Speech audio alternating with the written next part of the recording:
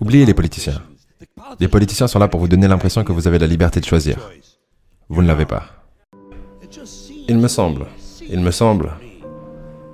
que seule une population avec un QI peu élevé aurait pu prendre ce magnifique continent, ce paysage américain magnifique dont nous avons hérité. En fait, on l'a volé aux Mexicains et aux Indiens, mais... Hey, c'était joli quand on l'a volé. Ça avait de l'allure. C'était parfait. Le paradis.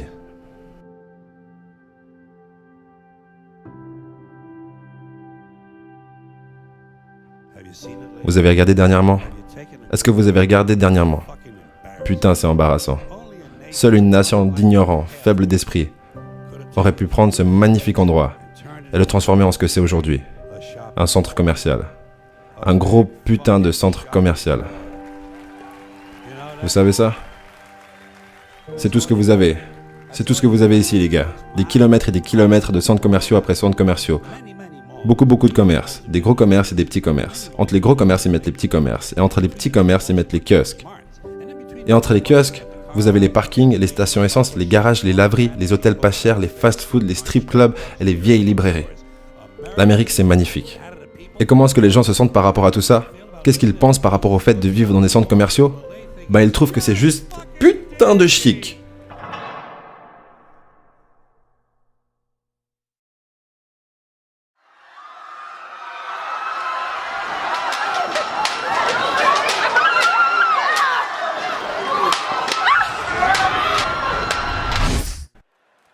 Ils trouvent que c'est aussi cool que ça puisse être.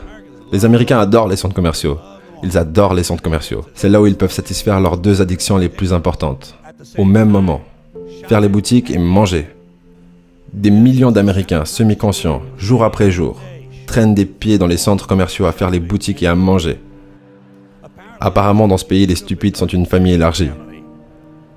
Et en dehors des t-shirts qu'ils portent, chaque membre de la famille porte un sac à dos. Ils ont un sac attaché à leur dos, pour qu'ils puissent se promener avec un tas de merde stupide. Et la raison pour laquelle ils doivent se porter cette merde attachée à leur dos, c'est parce que leurs mains doivent rester libres en tout temps, pour tenir de la bouffe. Et pour se mettre cette nourriture à la bouche, et mélanger ça avec toutes les autres merdes dégueulasses qu'ils ont mangées ce jour-là. Et... une autre raison pour le sac à dos, c'est que ces gens vont acheter encore plus de merde stupide, comme s'ils en avaient pas assez à la maison. S'il y a la moindre action, ils en achèteront plus.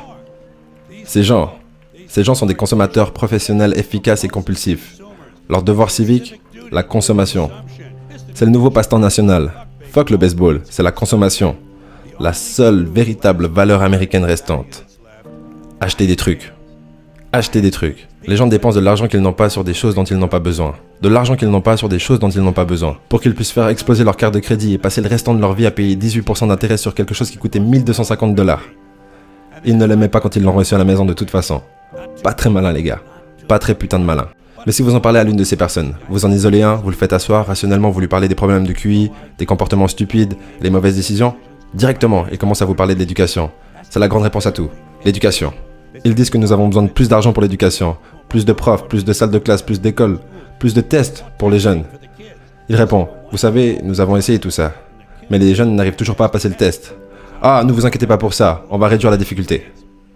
Et c'est ce qu'ils font dans beaucoup de ces écoles. Ils réduisent la difficulté pour que plus de jeunes puissent passer les tests. Plus de jeunes passent, l'école a belle allure et tout le monde est content. Le QI du pays chute de 2-3 points de plus, et dans peu de temps, la seule chose dont vous aurez besoin pour aller à l'université, c'est un putain de crayon. T'as un crayon? Ramène ton cul, c'est de la physique. Ensuite, tout le monde se demande pourquoi 17 autres pays diplôment plus de scientifiques que nous. L'éducation. Il y a une raison pour laquelle l'éducation est à chier. Et c'est la même raison qui fait que ça ne changera jamais. Ça ne s'améliorera jamais. Ne vous y attendez pas. Soyez heureux avec ce que vous avez. Parce que les propriétaires de ce pays ne veulent pas ça. Je parle des vrais propriétaires là.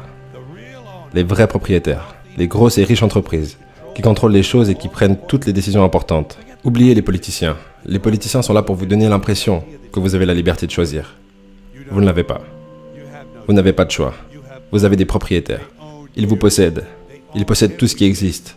Ils sont les propriétaires de toutes les terres importantes. Ils possèdent et contrôlent les entreprises. Il y a longtemps qu'ils ont déjà acheté et payé pour le Sénat, le Congrès, les maisons d'État et les mairies, et ils ont les juges dans la poche.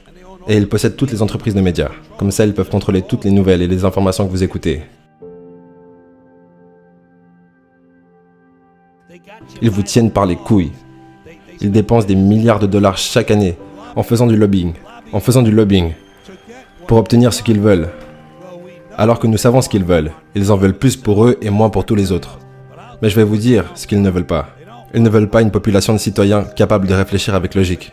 Ils ne veulent pas des gens bien informés et bien éduqués, qui sont capables de réfléchir. Ils ne sont pas intéressés par ça. Ça ne les aide pas. C'est contre leur intérêt. C'est ça. Vous savez ce qu'ils veulent? Des travailleurs obéissants. Des travailleurs obéissants. Des gens juste assez intelligents pour faire tourner les machines et faire de la paperasse. Et juste assez bêtes pour passivement accepter tous ces jobs de plus en plus merdiques et moins bien payés. Et les heures interminables, les réductions de bénéfices et les heures supplémentaires et votre retraite qui disparaît à la minute où vous allez la récolter. Et maintenant, ils viennent pour l'argent de votre sécurité sociale. Ils veulent votre putain d'argent de retraite. Ils veulent le récupérer pour pouvoir le donner à leurs amis criminels à Wall Street. Et vous savez quoi? Ils l'auront. Ils vous prendront tout, tôt ou tard. Parce qu'ils possèdent ce putain d'endroit. C'est un grand club. Et vous n'en faites pas partie. Vous et moi ne faisons pas partie du grand club. À part ça, c'est le même grand club qui vous lave le cerveau toute la journée en vous disant quoi croire. Toute la journée à vous laver le cerveau à travers leurs médias, en vous disant quoi croire, quoi penser et quoi acheter. La table est inclinée, les gars. Le jeu est truqué. Et personne ne semble remarquer. Personne ne semble s'y intéresser. De bons travailleurs honnêtes, dans les bureaux, sur les chantiers, peu importe ce que vous faites, de bons travailleurs honnêtes. Continue. Ce sont des personnes avec des petits moyens et ils continuent à élire ces riches suceurs de bites qui en ont rien à foutre d'eux. Ils s'en foutent de vous. Ils s'en foutent de vous. Ils en ont rien à foutre de vous. Complètement. Vous savez, et personne ne semble le remarquer, personne ne semble s'y intéresser. C'est sur ça que les propriétaires comptent. Les propriétaires comptent sur le fait que les Américains resteront probablement ignorants de la grosse bite rouge, blanche et bleue qui est coincée dans leur trou du cul tous les jours.